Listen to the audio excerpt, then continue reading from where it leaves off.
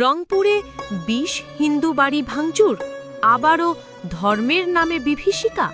একটি fake Facebook post, একজন হিন্দু নাবালকের নামে অভিযোগ, আর তারপরই লুটপাট, আগুন, কান্না, সর্বস্ব হারানো মানুষ। হ্যাঁ, আমরা আবারও দেখছি রংপুরের গঙ্গাচড়া বেতগাড়ি ইউনিয়নের হিন্দু পল্লীতে ধর্মের নামে সহিংসতা। ঘটনাটি ঘটেছে ২৭ জুলাই বিকেল ৪:৩০। জায়গা রংপুরের গঙ্গাচড়া উপজেলার আল-দাদপুর ৬ আনি হিন্দুপল্লী।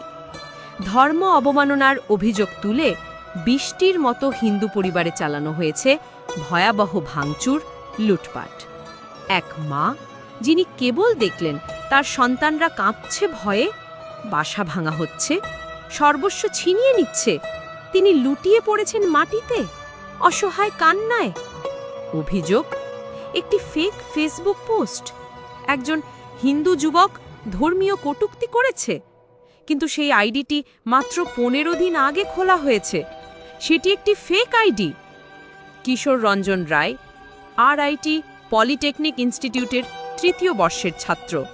তাকে গ্রেপ্তার করা হয়, সাইবার সুরক্ষা আইনে মামলা দিয়ে পাঠানো হয় শিশু পুনর্বাসন কেন্দ্রে। এরপরেও ক্ষান্ত হয়নি শান্তির দাবিদার জনতা। শত শত মানুষ মিছিল করে। সেই কিশোরের আত্মীয়দের বাড়িতে চলে হামলা, ভাঙচুর, লুটপাট। কমপক্ষে ১২টি পরিবার ঘরবাড়ি হারায়, আর আতঙ্কে ৫০টিরও বেশি পরিবার আজ ঘর ছাড়া। এটা নতুন না। ২০১৭ সালেও এই একই জায়গায়, এই একই কায়দায় হিন্দুদের বাড়িতে হামলা চালানো হয়েছিল। বিচার হয়নি। আজ আবারও ঘটল। কারণ আমরা ভুলে যাই, আমরা মুখ ফিরিয়ে নিই।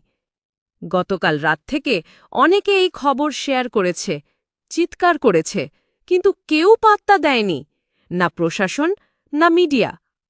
ভিডিওটি শেয়ার করে এমন ন্যাক্কারজনক ঘটনার তীব্র নিন্দা ও প্রতিবাদ জানাই এবং দোষীদের শাস্তির অনুরোধ জানাই প্রশাসনের প্রতি।